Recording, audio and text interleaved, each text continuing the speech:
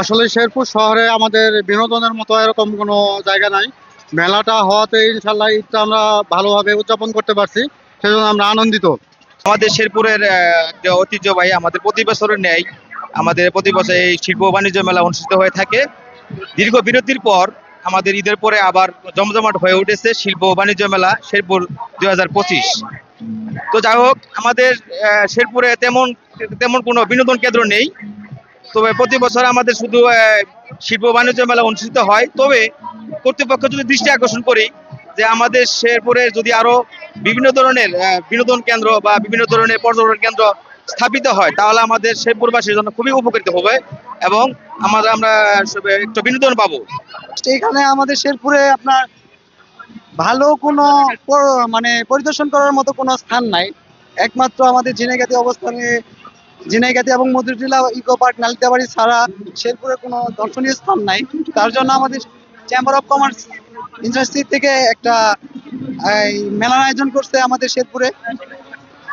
আমাদের মেলায় আসে ইনশাল্লাহ ভালো লাগছে। এখানে আপনার পরিদর্শন করার মতো জাদুঘর আছে, ভূতের ঘর আছে, তারপর আছে নৌকা, তারপর হচ্ছে এই ঐতিহ্যবাহী নাগরদোলা এবং আরো অনেক রাইড আছে। বাট অনেক স্টল আছে এখানে। স্টলে যার মন মতো কেনাকাটা করতেছে এবং ডিসকাউন্টের উপর কেনাকাটা করতেছে।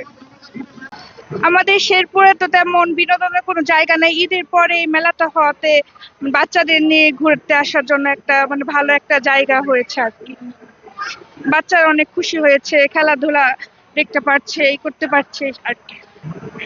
আমাদের শেরপুরে তেমন কিছুই নেই, তো ঈদের পরে মেলাটা হওয়াতে বাচ্চারা নাগরদোলায় নৌকায় এসব উঠে অনেক মানে আনন্দ পাচ্ছে, সবাই অনেক মজা করছে, মানে আত্মীয় স্বজন সবাইকে নিয়ে একটা ভালো একটা সময় কাটছে।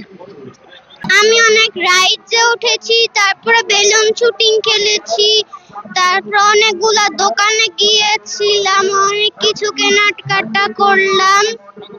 আমরা আসছি পুরান ঢাকা থেকে, পুরান ঢাকা লক্ষ্মীবাজার।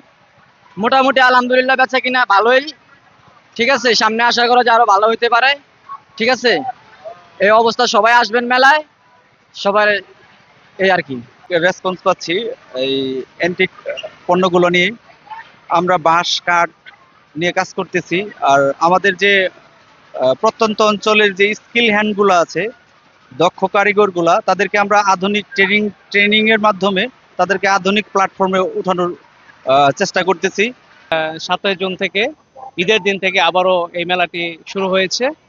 এখানে আমরা বিভিন্ন দর্শকদের মতামত নিয়ে আমরা জানতে পারলাম যে এবং দোকানদারের সাথে কথা বলে জানতে পেরেছি যে বেচা বিক্রি ভালো হচ্ছে এবং দর্শকরাও খুবই খুশি।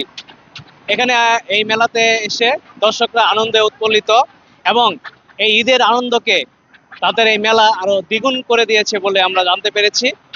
তো এই ছিল আমার কাছ থেকে শেরপুর থেকে সর্বশেষ। Channel S, Moniruzzaman Rasel, Sherpur.